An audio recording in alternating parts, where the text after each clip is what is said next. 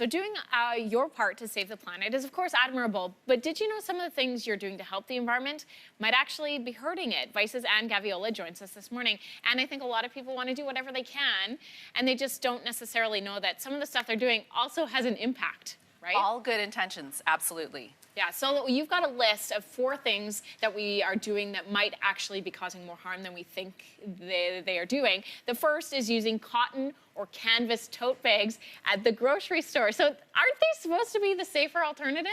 Right, you look at that and you think, I'm doing my part for the planet, and I'm not here advocating for single-use plastic. That's not what I'm about.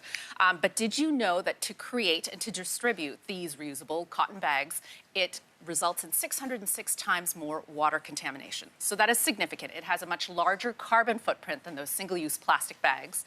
And a recent study found that you have to consistently reuse that cotton bag for 11 and a half years to offset that giant carbon footprint.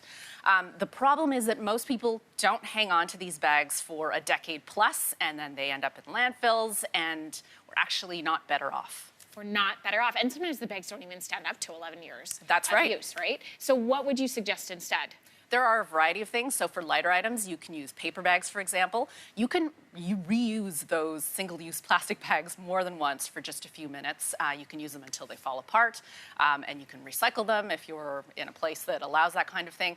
There are other things to think about this. And also, if you can reuse that cotton bag for more than a decade, absolutely do. Do so. Okay, so a lot of makeup and baby wipes are labeled with things like flushable and biodegradable, but these aren't as environmentally friendly as they appear, are they? I'm guilty of this, so I've gone to the store and I've seen 2 kinds of makeup wipes and the one with a little tree on it that says it's biodegradable. Yeah, I'll pay a premium. I will buy that. However, there was a recent study from the University of Ryerson, and they looked at 101 items, so we're talking about baby wipes, those makeup things, and 23 of them were labeled flushable. They set up sort of a mock-up of what happens to these things when they enter the sewer system. Not a single one of those 101 items broke down safely the way they were supposed to. So what that results in are annoying cloggages. And also, a lot of these products are made with plastic polymers, so little pieces of plastic. You're introducing that into our waterways, and that can get into the soil. Basically, the bottom line here is don't flush them, even if the manufacturer says it's okay to. With our aluminum cans, when we put them into the recycle, we want to crush them because they take up less space, but this might not be a good idea. It's a terrible idea. So crush your beer, don't crush the cans. And the reason being, so aluminum has a giant carbon footprint in terms of what it takes to mine it, what it takes to create that can.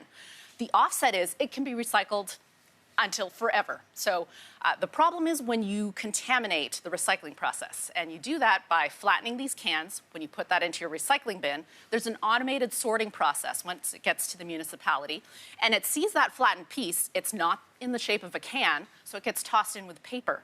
That's a double whammy. So a lot of the times that paper doesn't end up getting recycled because there's a little piece of aluminum in there, and that aluminum can is no longer getting recycled. Finally, ride sharing is the new way to get around, but that might not be great news for our planet.